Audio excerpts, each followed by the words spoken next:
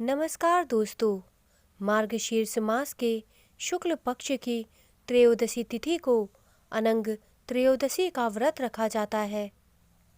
इस दिन भगवान शिव, माता पार्वती, कामदेव और रति की पूजा की जाती है।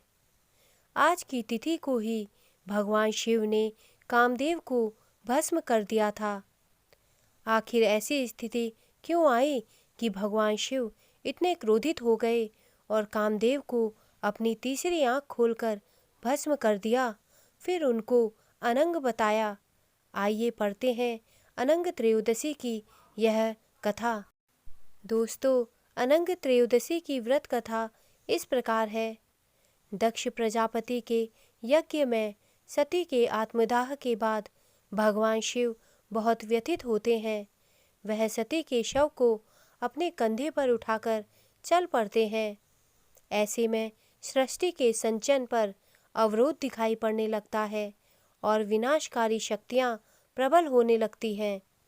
भगवान शिव पर सती के भ्रम को खत्म करने के लिए भगवान विष्णु ने उसके शव को खंडित कर दिया और तब भगवान शिव ध्यान में लग गए। दूसरी तरफ दानव तारकासुर के अत्याचार दिन प्रतिदिन बढ़ते जा रहे थे।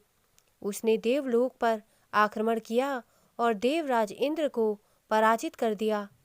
सभी भगवान उनकी हालत से परेशान थे।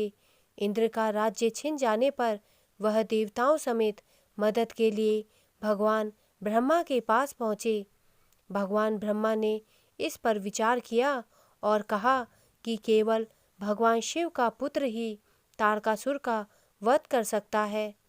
यह सुनकर सभी चिंतित हो गए, क्योंकि भगवान शिव सती से अलग होने के शोक में ध्यान कर रहे थे।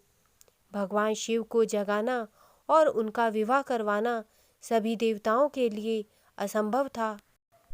देवताओं को कोई उपाय नहीं सूझ रहा था। तभी उन लोगों की मदद करने के लिए कामदेव आए। उन्होंने पत्नी रति के साथ जाकर भगवान शिव का ध्यान भंग करने का प्रयास किया।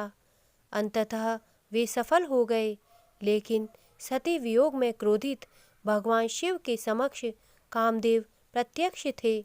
भगवान शिव ने अपनी तीसरी आंख खोलकर कामदेव को भस्म कर दिया।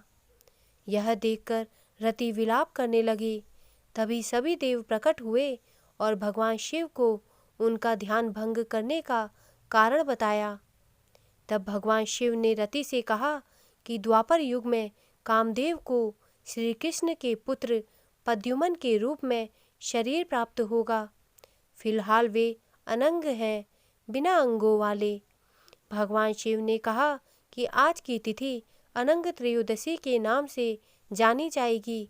जो आज के दिन शिव शक्ति के साथ कामदेव और रति की पूजा करेगा, उसे संतान सुख और सुखी वैवाहिक जीवन प्राप्त होगा।